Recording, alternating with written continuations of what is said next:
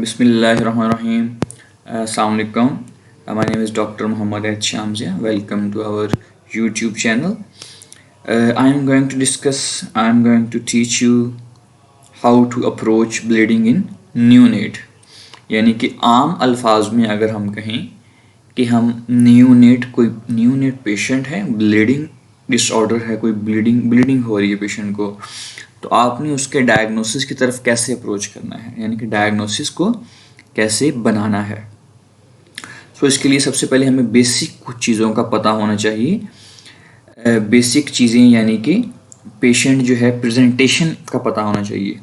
Patient presentation से मुराद ये है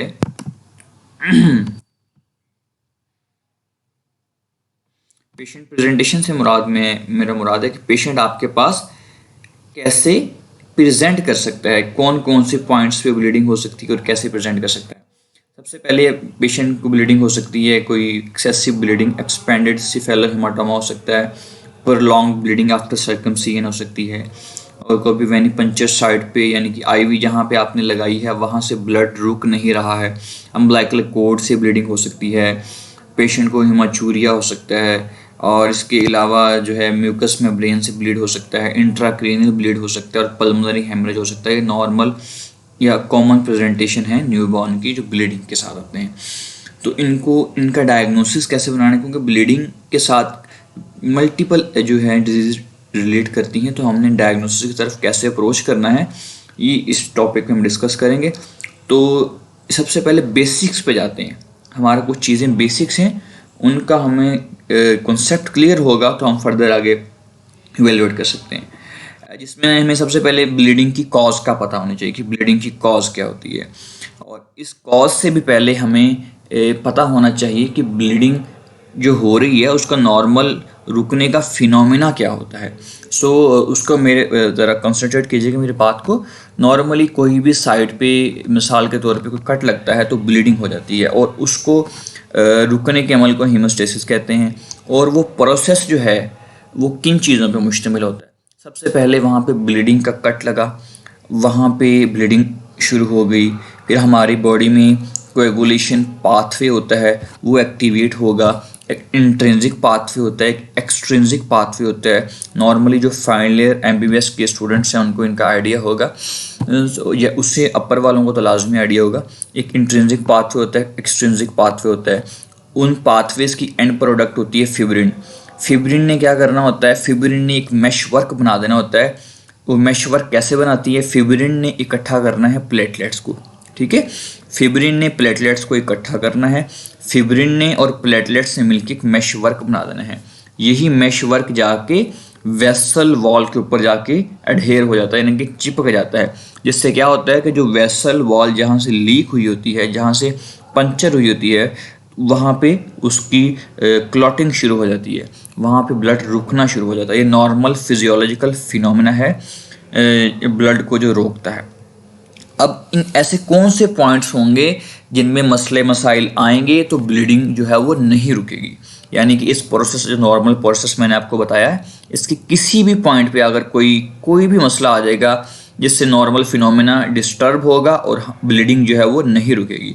यानी कि कोई कोएगुलेशन में डिफेक्ट्स हो सकता है, ठीक है। दो पाथवे मैंने बताया, इंट्रिंसिक एंड एक्सट्रिंसिक।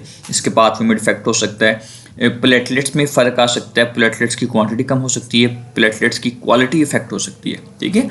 और ये फिब्रिनोलिटिक डिसफंक्शन हो सकता है, यानी कि एक फिब्रिन को जो लाइसिस वाला एक फिनोमेना होता है ना, वो उसमें कोई डिस्टर्बेंस हो सकती है। कोई वेस्कुलर कॉज हो सकती है, यानी कि हमने देखा था फिब्रिन का जो मैश वर्क था ना, फिब्रिन और प्लेटलेट्स का, उसने वेसल वॉल पे आके चिपकना होता था। अगर वो वेसल वॉल में कोई मसला आ जाएगा तो भी ब्लीडिंग नहीं रुक सकती है। ये नॉर्मल हमारे कॉजेज है ब्लीडिंग की। सो सबसे पहले हम जो है वो डिस्कस करेंगे, ये पाथवेज हैं दो। इसमें आपने देखना है एक एक्सट्रिंसिक पाथवे है, एक इंट्रिंसिक पाथवे है, ठीक है। अब एक्सट्रिंसिक पाथवे ये है एक्सट्रिंसिक पाथवे, ये आ रहा है ऐसे, इनकी एंड प्रोडक्ट है फिब्रिन। ये है इंट्रिंसिक पाथवे, ये आ रहा है और इसकी एंड प्रोडक्ट भी है फिब्रिन, ठीक है। इसमें जो मेन चीज़ इंपॉर्टेंट बताने वाली है वो ये है कि यहाँ पे जो ब्लू वाले पॉइंट्स हैं ना, ये वाले 10, ये जो है ये वो फैक्टर्स को हाईलाइट किया हुआ है जो कि विटामिन के डिपेंडेंट हैं। जो भी फाइनल ईयर के स्टूडेंट्स हैं या उससे अपर के हैं उनको आइडिया होगा कि विटामिन के डिपेंडेंट कोएगुलेटिंग फैक्टर्स कौन से हैं। ठीक है, ये जो ब्लू वाले हाईलाइट किए हुए विटामिन के डिपेंडेंट फैक्टर्स हैं। अब अगर तो विटामिन के की डेफिशिएंसी होगी या विटामिन के मिलने में कोई रुकावट होगी तो ये फैक्टर्स क्या हो जाएंगे, इनमें कोई इशू आ जाएगा। इनमें कोई इशू आएगा तो एंड प्रोडक्ट फिब्रिन नहीं बनेगी। एंड प्रोडक्ट फिब्रिन नहीं बनेगी तो हमारा सारा ब्लीडिंग का जो फिनोमेना है, प्रोसेस है, वो रुक जाएगा। ठीक है, अब मेन बात बताने वाली ये है कि जो विटामिन के डिपेंडेंट फैक्टर्स हैं वो एक्सट्रिंसिक पाथवे में भी हैं और इंट्रिंसिक पाथवे में भी हैं। ठीक है, ये चीज़ इंपॉर्टेंट बताने वाली है जो कि आगे फर्दर हमें हेल्प करेगी। यानी कि एक्सट्रिंसिक पाथवे में भी वो फैक्टर्स हैं और इंट्रिंसिक पाथवे में भी फैक्टर हैं। ठीक है, ये चीज़ मैंने आपको बता दी। अब मेन चीज़ जो बताने वाली वो ये है कि आपने देखना ये कि अगर तो एक्सट्रिंसिक पाथवे में कोई डिफेक्ट आएगा तो जो हमारे, आपको पता है हम पीटीए पीटीटी आईएनआर करवाते हैं, एक हमारा बेसलाइन टेस्ट होता है पीटीए पीटीटी आईएनआर, जिसमें हमने वो कोएगुलेशन वो प्रोफाइल चेक करनी होती है कि क्या इशू आ रहा है, कौन से फैक्टर में इशू आ रहा है। ठीक है, वो टेस्ट बेसलाइन टेस्ट है, हर किसी को इसका आइडिया है। इसमें बताने वाली बात यह है कि अगर तो पीटी डिरेंज है यानी कि प्रोथ्रोम्बिन टाइम की वैल्यू जो है वो डिरेंज आएगी, मतलब कि फर्क मसला जो है वो एक्सट्रिंसिक पाथवे में। Okay, got it. अगर तो मसला है एपीटीटी में तो मसला जो है वो इंट्रिंसिक पाथवे में। Is that clear? ये याद रहेगी बात। इसको मैं बेसिकली ऐसे याद मैंने रखा हुआ है कि पीटी से बनता है प्लेट टेनिस, और टेनिस जो है हम आउटडोर गेम है तो मतलब एक्सट्रिंसिक, इस तरह मैंने याद रखा हुआ है। और पीटीटी से बनता है plate table tennis. Table tennis एक इंडोर गेम है और उसके लिए यानी कि इंट्रिंसिक पाथवे में इफेक्ट आएगा तो पीटीटी प्रोलॉन्ग होगा। एक्सट्रिंसिक पाथवे में इफेक्ट आएगा तो पीटी यानी कि प्रोथ्रोम्बिन टाइम प्रोलॉन्ग होगा। ठीक है, ये हमने पाथवे डिस्कस किए। पाथवे की एंड प्रोडक्ट थी फिब्रिन। अब फिब्रिन ने क्या करना है, इस फिब्रिन ने यही पॉइंट आप हाईलाइट करें, ये ब्लू वाले 3 डॉट्स फिब्रिन के, इस फिब्रिन ने प्लेटलेट्स को इकट्ठा करना है। ठीक है, प्लेटलेट्स को प्लेटलेट के साथ जोड़ना है, एक क्लम्प बन जाएगा प्लेटलेट्स और फिब्रिन का। इस क्लम्प ने बाद में वेसल वॉल से जुड़ना है। ठीक है, ये एक एंडोथीलियल वॉल है, ये देखो एंडोथीलियम वॉल। ठीक है, इस क्लम्प ने एक वेसल वॉल से जुड़ना है। उसके बाद एक मैशवर्क जहाँ पे लीकेज होगी उसको ये बंद कर देगा। समझ गए यहाँ तक बात? अब यहाँ पे जो इशू मेन चीज़ बताने वाली वो ये है कि ये प्लेटलेट्स को प्लेटलेट्स से जो जोड़ता है ना रिसेप्टर, उसको कहते हैं GP2B3A कॉम्प्लेक्स। GP2B3A कॉम्प्लेक्स ये क्या करता है, प्लेटलेट्स को प्लेटलेट्स से जोड़ता है। Is that clear? अच्छा, जो प्लेटलेट्स को ये वेसल वॉल से यानी कि वे वॉन विलिब्रेंट फैक्टर से जोड़ता है उसे कहते हैं GP1B receptor. Is that clear? GP1B receptor यानी कि ये 2 रिसेप्टर हैं प्लेटलेट्स पे। अगर इन रिसेप्टर्स में कोई मसला आ जाएगा, प्लेटलेट्स की क्वांटिटी ठीक है लेकिन प्लेटलेट्स की क्वालिटी में मसला आ जाएगा, तो उस डिजीज को हम कहते हैं platelets functional disorder. Platelets functional disorder. Is that clear? अच्छा, अब प्लेटलेट्स फंक्शनल डिसऑर्डर, अब इसमें बताने वाली बात ये है, अगर तो ये GP1B रिसेप्टर में कोई मसला आएगा तो इस डिजीज को कहते हैं Bernard Soulier syndrome. Is that clear? Clear. लेकिन अगर ये GP2B3A कॉम्प्लेक्स में मसला आएगा तो इस डिजीज को कहते हैं Glanzmann thrombasthenia. Is that clear? इन दोनों को मिलाकर कहते हैं platelet functional disorder. Is that clear? Is that clear? यहाँ तक हमने सिर्फ डिस्कस किया है कि ब्लीडिंग के साथ न्यूनेट आया है, उसकी कॉमन प्रेजेंटेशन क्या होती है वो मैंने डिस्कस बताया कि स्फेलोहेमाटोमा, अम्बिलिकल कॉर्ड से ब्लीडिंग हो सकती है, पररेक्टल ब्लीड हो सकती है, सर्कमसिजन के बाद ब्लीड हो सकती है। उसके बाद मैंने आपको नॉर्मल प्रोसेस बताया कि ब्लीडिंग रुकती कैसे है, उस प्रोसेस में डिफेक्ट्स क्या क्या हो सकते हैं उनका मैंने बताया। या तो कोएगुलेशन पाथवे में फ़र्क हो सकता है या फिर प्लेटलेट्स फंक्शन में फ़र्क हो सकता है, प्लेटलेट्स की क्वांटिटी में फ़र्क हो सकता है, या फिर वेसल वॉल में फ़र्क हो सकता है। यहाँ तक किसी को बात का इशू हो? ठीक है। अब नॉर्मली हमने नॉर्मल जो है ना वो फिजियोलॉजी डिस्कस कर ली, स्लाइड सी पैथोफिजियोलॉजी भी डिस्कस कर ली। अब हम चलते हैं कि पेशेंट से हमने अप्रोच कैसे करना है, हमने क्या क्या चीज़ें पूछनी है। हमारे पास पेशेंट आ गया ब्लीडिंग के साथ, हमने सबसे पहले उसकी हिस्ट्री लेनी है। History is very important. History में कौन कौन से पॉइंट्स जो हैं हम पूछते हैं, इसमें हम पूछते हैं पेशेंट को जो ब्लीडिंग हो रही है वो कितने अरसे से हो रही है। ठीक है, हमने पूछना है पेशेंट को जब बर्थ हुई थी विटामिन के लगा था या नहीं लगा था। फिर आपने फैमिली की हिस्ट्री पूछनी है, कोई ख़ानदान में कोई बीमारी मौरूसी बीमारी तो नहीं है। फिर आपने माँ की हिस्ट्री लेनी है, माँ कोई ऐसी ड्रग का इस्तेमाल तो नहीं कर रही थी, फेनेटॉइन, एस्पिरिन, रिफेम्पिन, आइसोनियाज़िड, वारफरीन, ठीक है, ऐसी कोई ड्रग तो नहीं यूज़ कर रही थी माँ। ठीक है, आपने हिस्ट्री प्रॉपर ले ली, 4-5 बातें इंपॉर्टेंट पूछ ली। फिर आपने उसका एग्जामिन करना है। एग्जामिन में आपने देखना है कि ब्लीडिंग उसकी जनरलाइज है या लोकलाइज है। लोकलाइज से मुराद है सिर्फ एक पॉइंट से ब्लीडिंग हो रही है, जनरलाइज से मुराद है मुख्तलिफ डिफरेंट पॉइंट से हो रही है। उसके बाद आपने उसके एग्जामिनेशन में देखना है कि उसकी पटीकी या म्यूकोजल हेमरेजेस और ब्लीड छोटा है कि बड़ा है। उसकी एग्जामिनेशन आपने प्रॉपर किया, आपको डिफरेंट पटीकी या ब्रूजेस मिले हैं कि नहीं मिले हैं। इसके अलावा कोई को एग्जिस्टिंग साइंस जिसमें हाइपर बिलिरुबिनीमिया होता है, विज़रोमेगाली होती है, पेशेंट सिक है कि नहीं है, सेप्सिस का एलिमेंट है कि नहीं है, पल्सिस सेप्टिक शॉक में तो नहीं है पेशेंट, ये सारी चीज़ें आपने एग्जामिन करनी है। ठीक है, इससे आपको क्या होगा, हिस्ट्री और एग्जामिनेशन से आपको जो आपके डिफरेंशियल डायग्नोसिस है ना उनकी लिस्ट मिल जाएगी। 2-3 डिफरेंशियल डायग्नोसिस हो सकते हैं। ठीक है, उसके बाद हम लैब्स का फर्दर वर्कअप करवाएंगे। लैब्स का फर्दर वर्कअप जो है हमें प्रोविजनल यानी कि डिफरेंशियल डायग्नोसिस से फाइनल डायग्नोसिस की तरफ लेके जाएगा। Is that clear? यहाँ तक किसी कोई इशू ना हो। ठीक है, तो आई होप सो यहाँ पे आपको कोई इशू नहीं होगा। ठीक है, अब हमने जो हिस्ट्री के पॉइंट्स लिए थे ना उसमें बहुत सी चीज़ें हमें जो है वो डिफरेंशियल डायग्नोसिस की तरफ लेके जाती हैं। सबसे पहले हमने उसका लिया है कि पेशेंट को विटामिन के लगा कि नहीं लगा है। अगर तो विटामिन के नहीं लगा है तो हेमरेजिक डिजीज ऑफ न्यूबॉर्न हमारी फर्स्ट प्रायोरिटी होगी। अगर पेशेंट को कोई फैमिली हिस्ट्री है तो जो ब्लीडिंग डिसऑर्डर होते हैं haemophilia E, B and C वो हमारी फर्स्ट प्रायोरिटी होगी। अगर कोई मैटरनल ड्रग यूज़ कर रही है तो वो ड्रग इनटेक जो है वो हमारी प्रायोरिटी फर्स्ट डिफरेंशियल होगा। इसके अलावा अगर तो पेशेंट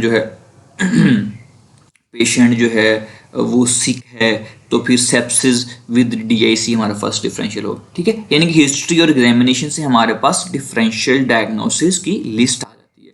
उसको हमने फाइनल डायग्नोसिस की तरफ कैसे लेके जाना है, वो लैब्स के साथ लेके जाएंगे। ठीक है, पेशेंट आ गया ब्लीडिंग के साथ, आपने उसकी हिस्ट्री कर लिया, आपने एग्जामिनेशन कर लिया, फिर आपने टेस्ट करवाए।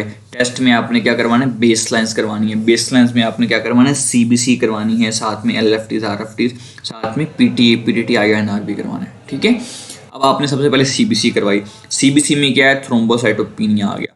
अगर तो थ्रोम्बोसाइटोपिनिया आ गया है मतलब उसके बाद आपने क्या करना है, PTA PTT करवाना है। थ्रोम्बोसाइटोपिनिया आ गया है तो हमारे डिफरेंशियल्स में क्या क्या हो सकता है, या तो सेप्सिस हो सकता है, DIC हो सकता है, इसके अलावा बोन मैरो हाइपोप्लेजिया हो सकता है, थ्रोम्बोसिस हो सकता है, ITP हो सकता है। ये हमारा थ्रोम्बोसाइटोपिनिया में डिफरेंशियल्स आ गए। थ्रोम्बोसाइटोपिनिया में डिफरेंशियल हमारे पास ये आ गए, ये वाली लिस्ट। अब इनको हमने कैसे आगे से डिफरेंशिएट करना है, आपने PTA PTT INR करवाया। अगर तो PTA PTT INR प्रोलॉन्ग था, ठीक है, तो ये 2 डिफरेंशियल हमारे फाइनल डायग्नोसिस होंगे। Is that clear? यानी कि हमने CBC करवाई, CBC में थ्रोम्बोसाइटोपिनिया आया, थ्रोम्बोसाइटोपिनिया के बाद PTA PTT INR derange आ गया, तो हमारे differential will be DIC and sepsis. लेकिन अगर थ्रोम्बोसाइटोपिनिया आ गया लेकिन PTA PTT प्रोलॉन्ग नहीं हुआ तो हमारे डिफरेंशियल क्या होंगे, ITP। ठीक है, बोन मैरो हाइपोप्लेजिया। ITP से मेरा था आइडियोपैथिक थ्रोम्बोसाइटोपेनिक पर्परा। इसके अलावा थ्रोम्बोसिस और अकल्ट इन्फेक्शन, ये हो सकते हैं हमारे डिफरेंशियल्स। Is that clear? यहाँ तक किसी को कोई मसला? ठीक है, उसके बाद हमने CBC करवाई लेकिन थ्रोम्बोसाइटोपिनिया ही नहीं आया। ठीक है, हम समराइज करता हूँ। पेशेंट आया, हमने हिस्ट्री ली, एग्जामिन किया, CBC करवाई, CBC में थ्रोम्बोसाइटोपिनिया आया, थ्रोम्बोसाइटोपिनिया आ गया तो हमारे डिफरेंशियल्स हमें वाजिया हो गए। उसके बाद आपने उसका PTA PTT INR करवाया, वो डे रेंज आया तो sepsis with DIC first priority होगा, और अगर नहीं आया तो ये 4 का जो एक ग्रुप है ये हमारी फर्स्ट प्रायोरिटी होगा। ठीक है, लेकिन अगर थ्रोम्बोसाइटोपिनिया नहीं आया, CBC जो है वो नॉर्मल आ गई है, तो क्या होगा? अगर CBC नॉर्मल आई है तो अब उसमें 2 चीज़ें, फिर आपने PTA PTT INR करवाना है। अगर तो पीटी एपीटीटी आईएनआर जो है वो नॉर्मल आ जाता है, ठीक है, नॉर्मल आ गया तो क्या होगा, ये प्लेटलेट फंक्शन डिसऑर्डर हो सकता है, वेस्कुलर डिसऑर्डर हो सकता है, वॉन विलिब्रेंट डिजीज हो सकती है, फैक्टर 13 डेफिशिएंसी हो सकती है, ठीक है। यानी कि या तो प्लेटलेट फंक्शनल डिसऑर्डर है, वॉन विलिब्रेंट डिजीज है, फैक्टर 13 डेफिशिएंसी है, या फिर वेस्कुलर डिसऑर्डर है। Is that clear? लेकिन अगर पीटीएपीटीटी में कोई चीज पर लॉन्ग आ गई, फॉर एग्जाम्पल एपीटीटी प्रोलॉन्ग आ गया, एपीटीटी प्रोलॉन्ग से मुराद ये है कि factor haemophilia A B and C हो सकता है, ठीक है। यानी कि पीटी एपीटीटी करवाया, उसमें से एपीटीटी प्रोलॉन्ग आ गया, नॉर्मल पीटी हुआ। एपीटीटी प्रोलॉन्ग से मुराद ये है कि कौन सा पाथवे इफेक्ट हुआ है हमारा, जी बिल्कुल, इंट्रिंसिक पाथवे इफेक्ट हुआ है। इंट्रिंसिक पाथवे इफेक्ट हुआ है तो मतलब इंट्रिंसिक पाथवे के जो फैक्टर्स हैं उनमें मसला आया है। और वो कौन सी डिजीज होती है, कोई ऐसी फैमिलियर डिजीज होती है जिसमें इंट्रिंसिक पाथवे में मसला आता है, वो होती है haemophilia A B and C. Haemophilia A में फैक्टर 8 में मसला होता है, हेमोफीलिया बी में फैक्टर 9 में, हेमोफीलिया सी में फैक्टर 11 में। Is that clear? ठीक है। या फिर सवेयर वॉन विलिब्रेंट डिजीज हो, इसको जरा इग्नोर करें, ठीक है। नॉर्मली हम जो कॉमन डिजीज है उस पर फोकस करते हैं सबसे पहले। यानी कि आपने सीबीसी करवाई, सीबीसी नॉर्मल आ गई, उसके बाद पीटीएपीटी करवाया, उसमें सिर्फ एपीटीटी प्रोलॉन्ग आया, तो आपने फैमिलियल ब्लीडिंग डिसऑर्डर जो है हीमोफीलिया ए बी एंड सी को फर्स्ट प्रायोरिटी फाइनल डायग्नोसिस बना लेना है, ठीक है, ठीक है, ओके। लेकिन आपने देखा कि पीटी जो है वो अब नॉर्मल आ गया और अब नॉर्मल एपीटीटी आ गया, ठीक है, नॉर्मल पीटीटी और अब नॉर्मल पीटी, यानी कि प्रोथ्रोम्बिन टाइम अब नॉर्मल आ गया। अब प्रोथ्रोम्बिन टाइम कौन से पाथवे को बताता है, एक्सट्रिंसिक पाथवे को। Very good, very good. अब एक्सट्रिंसिक पाथवे में फैक्टर 7 डेफिशिएंसी होती है और अर्ली लीवर डिजीज होती है, ठीक है। अर्ली लीवर डिजीज होगी मतलब कि अर्ली लीवर डिजीज होगी सिर्फ फैक्टर 7, यानी कि जो लीवर के अंदर फैक्टर जो बन रहे होते हैं ना, सिर्फ उनकी मसले मसाइल उनमें शुरू हो जाएंगे। तो early liver disease, factor 7 deficiency या फिर वारफरिन की टॉक्सिसिटी, ये आएगी अब normal prothrombin time, normal prothrombin time, ठीक है। सॉरी मैं कंफ्यूज कर रहा हूँ आपको। अब नॉर्मल प्रोथ्रोम्बिन टाइम और normal partial thromboplastin time. Is that clear? ठीक है, ये बेसिकली एक समराइज कर रहा था मैं बात को। अच्छा, अब हम चलते हैं, यानी कि मैं समराइज करता हूँ। पेशेंट आया, आपने हिस्ट्री ली, आपने एग्जामिन किया, उसके बाद आपके पास कोई डिफरेंशियल्स बन गई, उन डिफरेंशियल्स को आपने कंफर्म करना था लैब्स इन्वेस्टिगेशन पे। लैब्स आपने करवाई सीबीसी में थ्रोम्बोसाइटोपिनिया आया, थ्रोम्बोसाइटोपिनिया आया तो हमारे डिफरेंशियल्स डिफरेंट होंगे, थ्रोम्बोसाइटोपिनिया नहीं आया तो हमारे डिफरेंशियल डिफरेंट होंगे। अब अगर तो थ्रोम्बोसाइटोपिनिया आ गया, थ्रोम्बोसाइटोपिनिया आ गया है तो हमारे डिफरेंशियल डिपेंड करते हैं पीटी एपीटी आईएनआर जो टेस्ट होता है उस पर डिपेंड करते हैं। अगर तो वो टेस्ट जो होता है वो नॉर्मल आता है तो हमारे डिफरेंशियल डिफरेंट होंगे, अगर वो अब नॉर्मल आता है तो हमारे डिफरेंशियल डिफरेंट होंगे, ठीक है। लेकिन और दूसरा पाथवे क्या था कि थ्रोम्बोसाइटोपिनिया नहीं आया, थ्रोम्बोसाइटोपिनिया नहीं आया मतलब ये है कि अब हमारा सारा इक्तफा है पीटी एपीटीटी आईएनआर टेस्ट पे, उसकी बेस पे हम जो है फर्दर हम डिस्कस करेंगे डिजीज़ को, ठीक है। ये एक शॉर्ट सा समराइज सा और लास्ट स्लाइड है हमारे differential diagnosis of bleeding in neonate की, कि कौन कौन से लैब्स के टेस्ट होते हैं, उनके मुताबिक हम कौन कौन सी डिजीज़ जो है वो बना सकते हैं, ठीक है। सारा कुछ मैंने आपको बताया हुआ है, इसमें जस्ट समराइज किया हुआ है। पेशेंट सिक था, प्लेटलेट्स कम थे, पीटी भी डिरेंज था और पार्शियल थ्रोम्बोप्लास्टिन टाइम भी डिरेंज था, तो डिजीज क्या बनी, DIC. Is that clear? Clear, ठीक है। अगर प्लेटलेट्स कम थे, नॉर्मल पीटी एपीडीटी था, तो डिजीज क्या बनी, सेप्सिस, ठीक है, ठीक है। अब पेशेंट सिक था, प्लेटलेट्स नॉर्मल थे, पीटी भी अब नॉर्मल था, एपीडीटी भी अब नॉर्मल था, डिजीज क्या बनी, लीवर डिजीज, ठीक है, ठीक है। पेशेंट सिक था, normal platelets, normal PT, normal APTT, patient bleed कर रहा है तो इसको क्या कहते हैं, stress bleed. Is that clear? Clear. Patient healthy था, प्लेटलेट्स कम थे, normal PT, normal APTT, diagnosis क्या बना, idiopathic thrombocytopenic purpura, occult infection, thrombosis, bone marrow hypoplasia. ठीक है, प्लेटलेट्स नॉर्मल थे, पीटी एपीडीटी अब नॉर्मल था, vitamin K deficiency, haemorrhagic disease of newborn. अब हेमरेजिक डिजीज ऑफ न्यूबॉर्न और लिवर डिजीज में फ़र्क क्या है? फ़र्क है क्लिनिकल इवेल्युएशन का। यहाँ पेशेंट हेल्दी है, यहाँ पेशेंट सिक है। ठीक है, और हिस्ट्री का। इसमें क्या होगा, पेशेंट ने न्यूबॉर्न जब होगा तो विटामिन के नहीं लगवाया होगा, इसमें ऐसा कोई हिस्ट्री नहीं होगी। ठीक है, ओके, सब कुछ नॉर्मल है, एपीटीटी प्रोलॉन्ग है तो क्या हो गया, हीमोफीलिया ए बी एंड सी। ठीक है, is it clear? Clear. Patient healthy है, थ्रोम्बोसाइटोपेनिया भी नहीं आया, पीटी भी नॉर्मल, एपीडीटी भी नॉर्मल, तो क्या मसला बना, प्लेटलेट फंक्शनल डिसऑर्डर हो सकते हैं, फैक्टर 13 की डेफिशिएंसी हो सकती है। ठीक है, या फिर कोई वेस्कुलर डिसऑर्डर हो सकता है। यही था हमारा आज का टॉपिक। उम्मीद है आप सबको कुछ थोड़ा बहुत समझ आया होगा। मैंने बड़ा बेसिक रह के समझाने की कोशिश की है और बहुत समराइज करने की कोशिश की है। उम्मीद है आपको पसंद आया होगा। अगर तो अच्छा लगा हो तो काइंडली लाइक कर दीजिएगा, शेयर कर दीजिएगा और हमारे इस चैनल को सब्सक्राइब कीजिएगा। Thank you so much, much of thanks.